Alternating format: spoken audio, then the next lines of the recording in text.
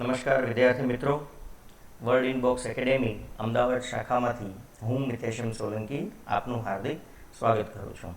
મિત્રો, આજનો આપણો વિષય ખૂબ જ રસપ્રદ વિષય છે. આજે આપણે ભણશું વિરોધ પક્ષ અને વિરોધ પક્ષના નેતા વિશે. સામાન્ય રીતે આ શબ્દો બહુ પ્રચલિત શબ્દો છે, પરંતુ કેટલીક પરીક્ષાલક્ષી માહિતી અને કેટલીક તેની પૃષ્ઠભૂમિ વિશે આજે આપણે વાત કરશું. તો શરૂ કરીએ આપણે આજનો લેક્ચર.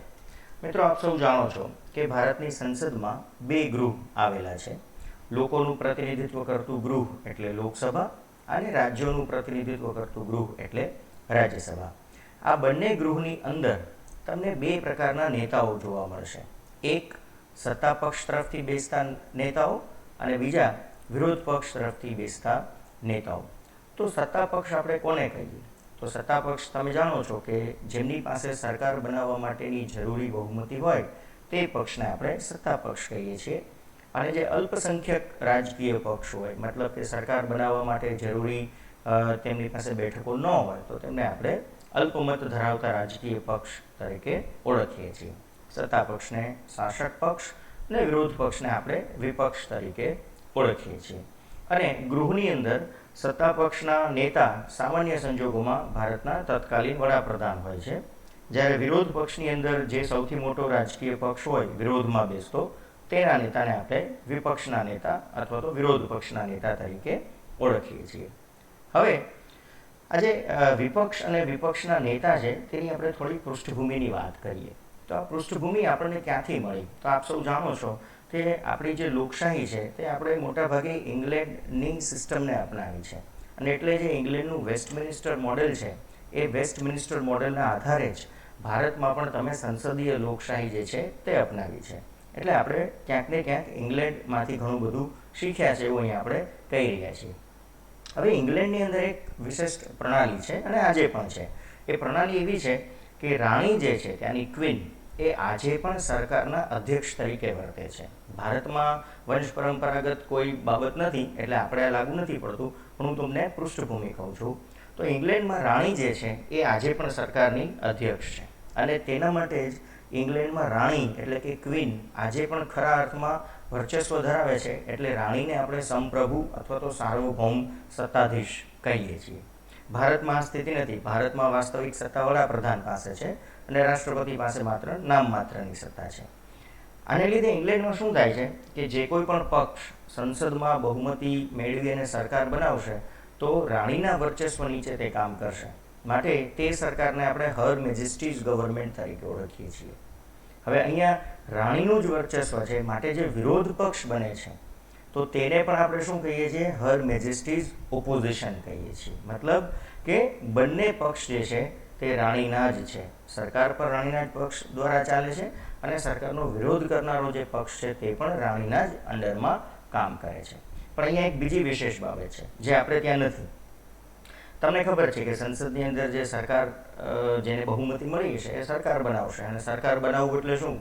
તો કે એક વડાપ્રધાનની નિમણૂક કરવામાં આવશે, પછી કેટલાક અગત્યના મંત્રીઓ એટલે કે કેબિનેટ બનાવવામાં આવશે, મંત્રીમંડળ, અને પછી મંત્રી પરિષદના મંત્રીઓ વગેરે વગેરે જે એક સામાન્ય રચના છે તે બનશે. હવે ઇંગ્લેન્ડમાં પણ આ જ પ્રકારની સરકાર તો બનશે, પણ જે વિશેષ બાબત જે છે તે છે વિરોધ પક્ષની. ઇંગ્લેન્ડમાં વિરોધ પક્ષ પણ પોતાની એક વૈકલ્પિક સરકાર પહેલેથી જ બનાવી લે છે. એટલે કે જેવી રીતે કેબિનેટ મંત્રીઓ છે, મંત્રી પરિષદના મંત્રીઓ છે વાસ્તવિક સરકારમાં, તેવા જ નોમિનેશન અને નિમણૂક એ વિરોધ પક્ષમાં પોતાના જીતેલા ઉમેદવારો માટે પણ કરવામાં આવશે. અને આવું કરવા પાછળનું કારણ શું છે? એવું કરવા પાછળનું કારણ કે જો કોઈ પણ સંજોગોમાં વર્તમાન કામ કરતી સરકાર પડી ભાંગે, કંઈ પણ બને, તો ઇમરજન્સીમાં બીજી ચૂંટણીઓનું આયોજન કરવાના બદલે વિરોધ પક્ષ જે છે તે વૈકલ્પિક સરકાર તરીકે તરત જ વિરાજમાન થશે અને ઇંગ્લેન્ડનો વહીવટ જે છે તે સુચારુ રીતે ચલાવી શકશે. આ ત્યાંની વિચારસરણી છે. આપણે આ સ્ટેજ સુધી ગયા નથી. હવે વિપક્ષની ભૂમિકા શું? તો વિપક્ષની ભૂમિકા સામાન્ય રીતે સરકારની જેટલી પણ નીતિઓ હોય તેના ઉપર ટિપ્પણી કરવાની હોય, એટલે કે ટીકા કરવાની હોય. પણ કેવી ટીકા અથવા ટિપ્પણી? તો કે રચનાત્મક ટીકા ટિપ્પણી કરવાની હોય, જે રાષ્ટ્રહિતમાં બાબતો હોય એ રીતેની ટીકા ટિપ્પણીઓ કરવાની હોય. અને વૈકલ્પિક સરકાર તરીકેની જો જરૂર પડે તો પોતે સરકાર રચવાનો દાવો ભવિષ્યમાં કરી શકે, આ પ્રકારની એમની ભૂમિકા હોવી જોઈએ. આ આદર્શ પરિસ્થિતિની વાત છે. હવે ભારતની અંદર જો વાત કરીએ વિપક્ષની, તો ભારતની અંદર તમને ખ્યાલ છે કે પ્રથમ લોકસભામાં આપણે પહેલા જે સ્પીકર છે તેને આપણે ગણેશ વાસુદેવ માવળંકર તરીકે ઓળખીએ છીએ. તો ભારતમાં જ્યારે આપણે લોકસભાની રચના થઈ તો ઇંગ્લેન્ડમાં જે વેસ્ટમિનિસ્ટર મોડેલની વાત હતી તે જ આપણે અપનાવી લીધું અને વિપક્ષની પરંપરા પણ આપણે સ્વીકારી લીધી. હા, વિપક્ષની પરંપરા અંતર્ગત આપણે પેલું સરકાર બનાવવાની વાત એટલી બધી ન સ્વીકારી, પણ વિપક્ષ હોવો જોઈએ અને વિપક્ષના નેતા હોવા જોઈએ, આ વાતને આપણે સ્વીકારી લીધી હતી પહેલી જ લોકસભાથી. અને ઇંગ્લેન્ડમાંથી જ આપણે એ પણ લીધું કે ભાઈ વિપક્ષનું જે સ્થાન મેળવવું હોય તો જે રાષ્ટ્રીય પક્ષ છે, જે રાજકીય પક્ષ છે, તેની પાસે ઓછામાં ઓછી ગૃહની કુલ બેઠકના 10% બેઠકો જીતેલી હોવી જરૂરી છે. આ શરત આજે પણ આપણે લાગુ કરીએ જ છીએ. તો આ આપણો ઐતિહાસિક પૃષ્ઠભૂમિ થઈ. પણ આપણે ત્યાં બન્યું એવું કે આ આપણે પરંપરા સ્વીકારી, આને કોઈ કાયદાકીય ઓળખ આપી નહીં. એટલે સ્વીકૃતિ હતી લોકસભાની અંદર, પહેલી જ લોકસભાથી આ સ્વીકૃતિ આવી ગઈ, પરંતુ તેની કોઈ કાયદાકીય ઓળખ હતી નહીં. એટલે ક્યાંય કાયદામાં લખેલી આ વાત આવી નહીં, આ એક પરંપરા તરીકે ચાલતી આવી. 1977માં પ્રથમ બિન કોંગ્રેસી સરકાર આવી. તમને ખ્યાલ છે ઇન્દિરા ગાંધીની ઇમરજન્સી પછીની આ ઘટના, અને મોરારજી સરકાર જે છે તે સત્તા ઉપર આવી. અને મોરારજી સરકારે પહેલી વાર એ પ્રયત્ન કર્યો કે ભાઈ વિપક્ષને પણ કાયદાકીય સ્થાન મળવું જોઈએ, એક ઓળખ મળવી જોઈએ. અને તેના જ માટે salaries and allowance of leader of opposition in parliament act 1977 પસાર કરવામાં આવ્યું.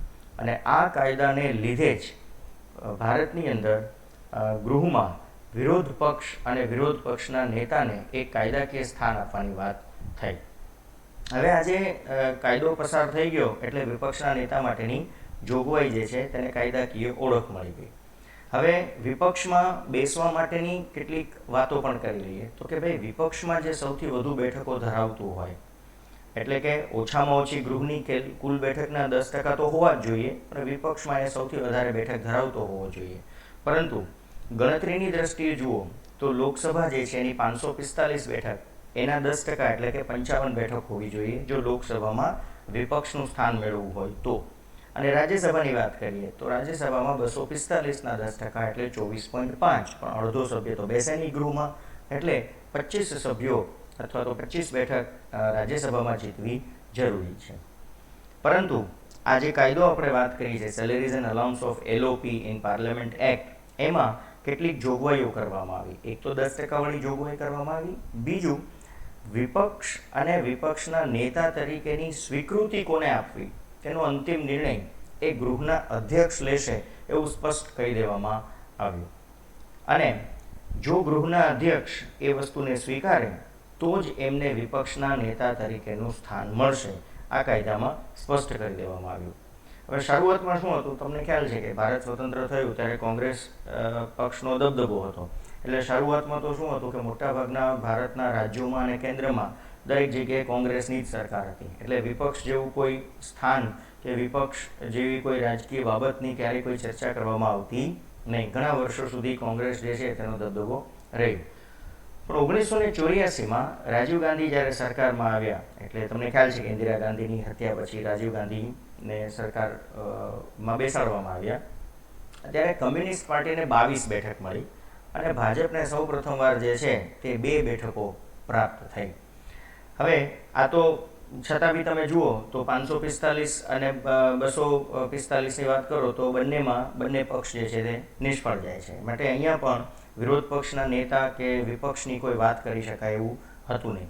પણ 16મી લોકસભાની જો તમે વાત કરો, જે તાજેતરની વાત છે, તો 16મી લોકસભાના પરિણામ તમે જો એકવાર ઇન્ટરનેટ ઉપર જોશો તો કોંગ્રેસ પાસે 44 બેઠક હતી. પણ મેં હમણાં જ તમને કહ્યું કે લોકસભામાં ઓછામાં ઓછી 55 બેઠક જોઈએ.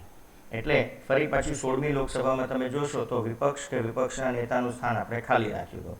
17મી લોકસભાની વાત કરીએ તો આ તો તાજી વાત છે, તો 17મી લોકસભાની અંદર પણ કોંગ્રેસ પાસે 52 જ બેઠક આવી, જ્યારે જરૂરિયાત કેટલી છે, 55 બેઠકની છે. માટે શું થયું કે અહીંયા પણ કોંગ્રેસ 3 બેઠકોથી ઓછી પડી અને વિપક્ષના નેતા અને વિપક્ષ તરીકેનું સ્થાન જે છે તે પ્રાપ્ત કરી શકી નહીં.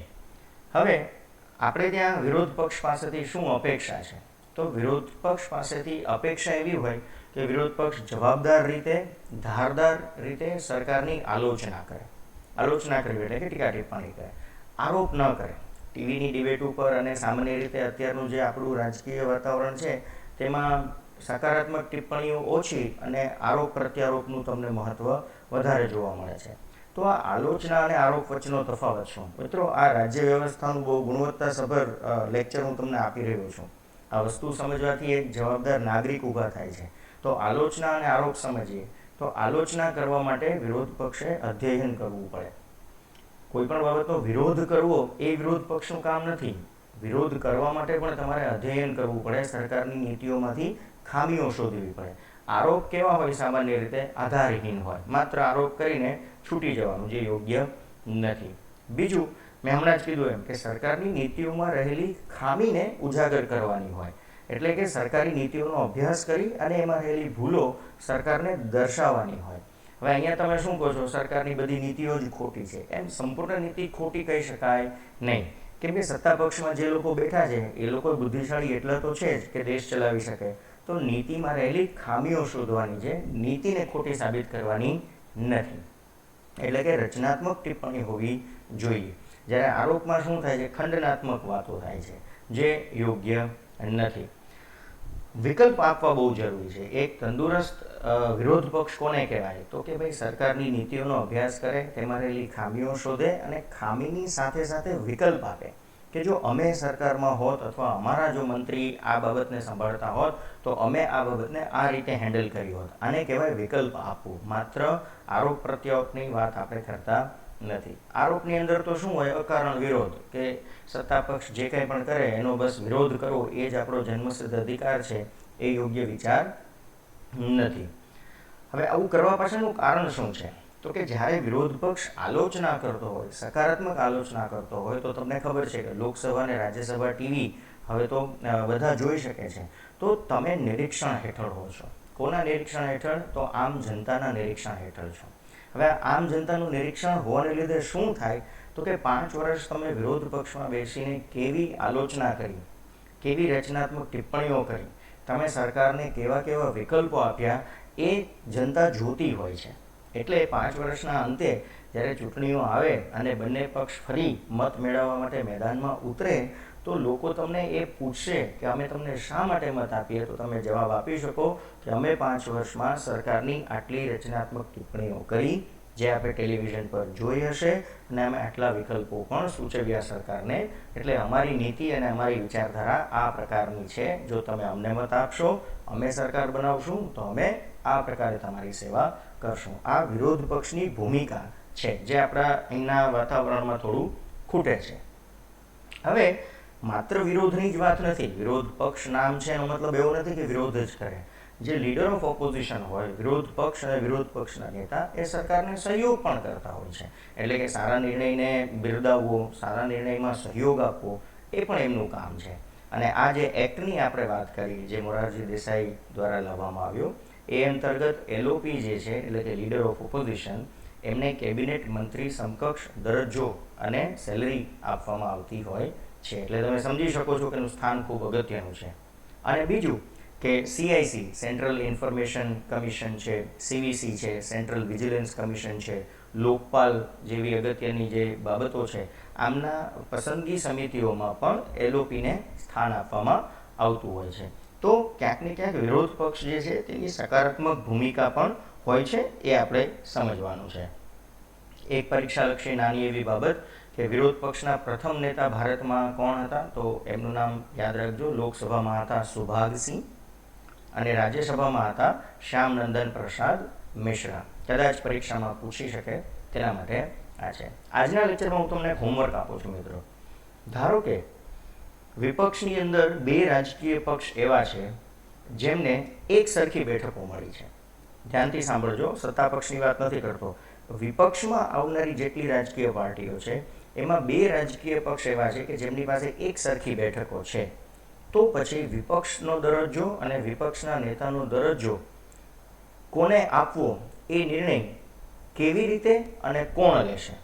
આ પ્રશ્નનો જવાબ શોધી આપ મારી યુટ્યુબ ચેનલ પર જ આમનો જવાબ ડિસ્ક્રિપ્ટિવ લખી આપજો. 100% હું સાચો અથવા ખોટો જવાબ છે તેનો તમને જવાબ આપીશ. આશા રાખું છું આપને આ લેક્ચર પસંદ આવ્યો હશે. જો આપને આ લેક્ચર પસંદ આવ્યો હોય તો આપ મારી ચેનલને સબસ્ક્રાઈબ કરજો. આપના સૂચન આપના કમેન્ટ્સ પણ લખી શકો છો. આજના પ્રશ્નોનો જવાબ પણ લખજો અને સ્ક્રીન ઉપર દેખાતા નંબર 7575060101 ઉપર પણ આપ આપની કમેન્ટ મોકલી શકો છો. ફરી મળીશું બીજા લેક્ચરમાં. ત્યાં સુધી આભાર.